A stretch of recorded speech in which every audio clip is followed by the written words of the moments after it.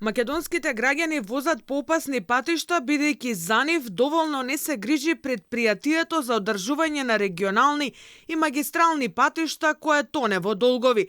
Државниот завод за ревизија констатирал дека предпријатието има буџетска дупка од 11 милиони евра, а вработените самоволно си ги зголемувале платите, неправилно ја складирале нафтата за возилата, кои биле неосигурени. Ревизорите уште констатирале дека јавното предпријатие низ годините има тренд на зголемување на долговите како резултат на повеќе работа во делот на одржување и заштита на државните патишта, изградба на нови делници, зголемени трошоци за набавка на нафта и нафтени деривати, како и растот на цените на стоките и услугите.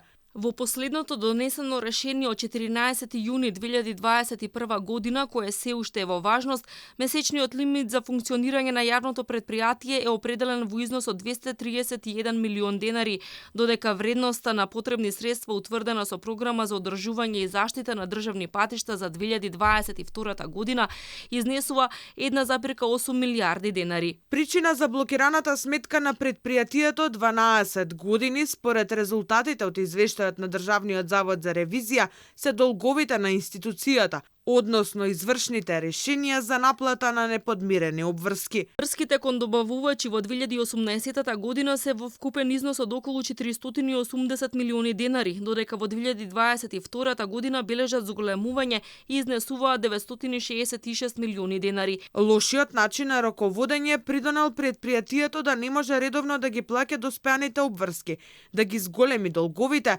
да треба да плаќа астрономски камати, што ја нарушило ликвидноста. Освен тоа, складирањето на залихите не се вршело на адекватен начин.